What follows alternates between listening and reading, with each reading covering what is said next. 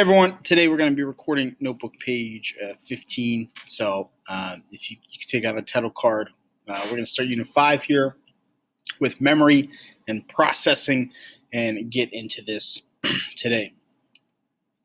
So first let's talk about memory classifications.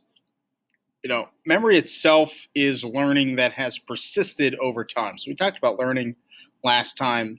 Memory is learning that's persisted over time. While the process is complicated, there are two kind of innate ways that we utilize memory. We have explicit memory and implicit memory.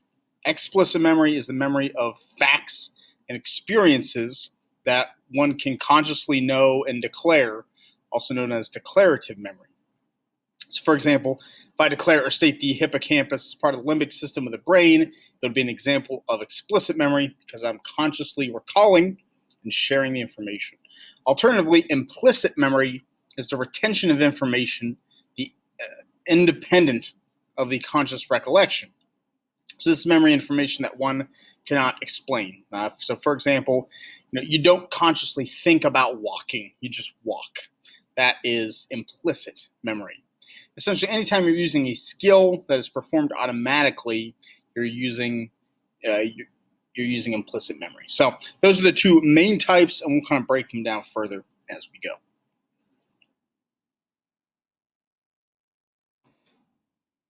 So here's the slide.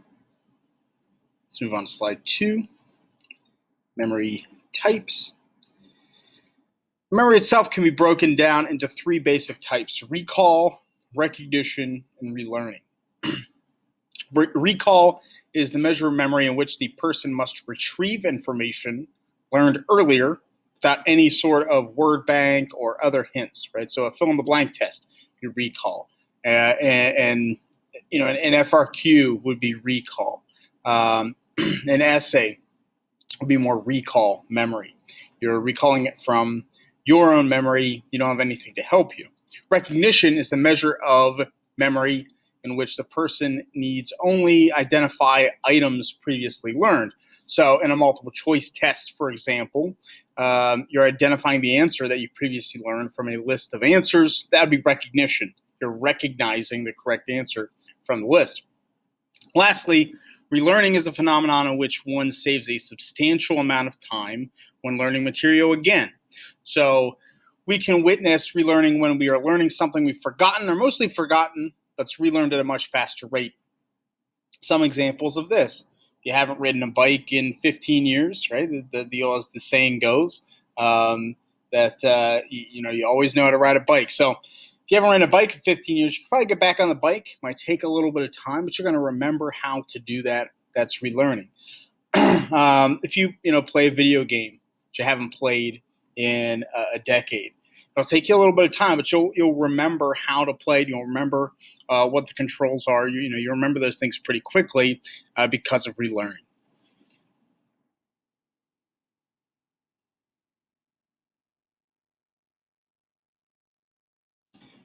Slide, you can take it down now. Let's move on to slide 3, memory storage.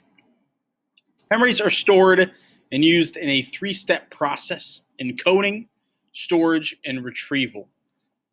This functions very much like a warehouse, right? Encoding is the processing of information into the memory system by extracting meaning. So the encoding process is much like warehouse workers labeling and placing the materials into a warehouse for storage. That's encoding. We're gonna label and store the information in our brains. For encoding. Storage is the process of retaining the encoded information over time. Storage process is much like the organization of stored materials in designated sections in the warehouse. So, encoding, we kind of bring it in, we label it, and then we store it. We put it somewhere in our memories, and it's in a designated section. Finally, retrieval is the process of getting the information out of the memory system. This is similar to warehouse workers getting the materials, location information, and removing it from the shelves for use. Right. So, we bring it in, we encode it, we label it, we store it somewhere for a while, and then we will bring it back out ultimately in the retrieval process.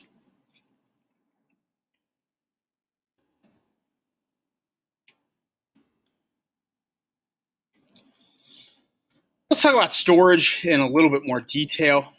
While there's not one single part of the brain that deals with memories, there are several interacting parts that participate in that three-step process, that participate in the encoding, the storage, and the retrieval.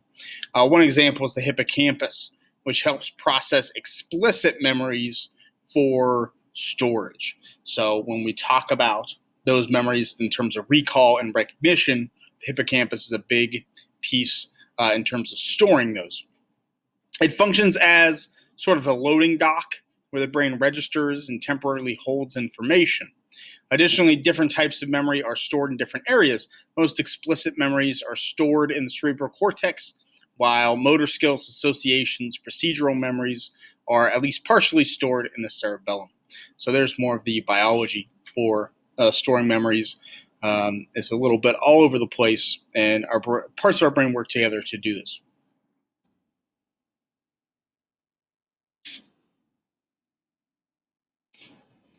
All right, let's move on to slide 5, processing. When we're storing memories, there are two different approaches to processing the information and committing it to memory. The first is effortful processing, which is the intentional encoding of information that requires attention and effort. So an example of effortful processing would be attempting to learn the names of new colleagues at a job or school by rehearsing their names consciously. So you are consciously saying, I have to remember this, and we're going to try to encode that information. Conversely, automatic processing is the unconscious encoding of incidental information, such as space, time, and of well-learned information, such as word meanings. One of the best examples of automatic processing is the act of listening or reading words you already know and understand. The word meanings are automatically processed without any effort on your part. You don't really have to think about it. Well, at one point in your life, though, it probably took a lot of effortful processing to learn those word meanings. Now that's moved to automatically being processed without conscious effort. So we have things kind of move from that effortful processing to automatic processing.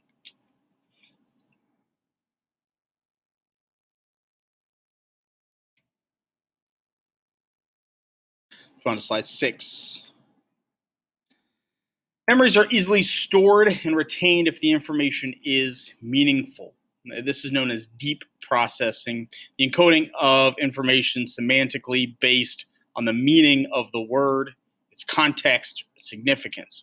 So an example of deep processing would be you learning about all the side effects and complications of a life-saving medication you have to take. If you were not required to take the medicine and suffer the potential side effects, you probably would not as easily remember them. Conversely, shallow processing is the opposite, is encoding on a basic level based primarily on the structure or appearance of words. It's be like memorizing a list of words from a foreign language, simply words you can't define when trying to memorize them. All you have to go off of is what the words look like or sound like, and then maybe the letters in them. So that's the difference. Deep processing, you're encoding information based on kind of the context significance to you. Shallow processing doesn't have any significance, so it's going to be harder to remember.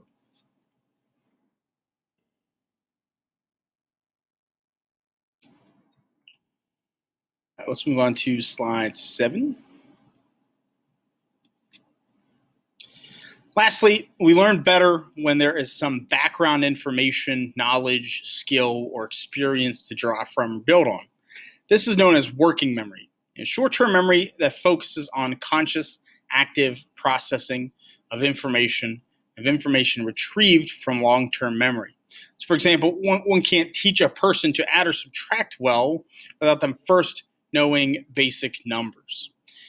Learning basic numbers provides a foundation of knowledge, skills, and experience we're able to build upon. So this allows us to learn complex material more quickly. We additionally learn more quickly and completely when focused. This means that removing distractions is essential for learning. And as we mature, we're able we're better able to maintain our focus for longer periods of time.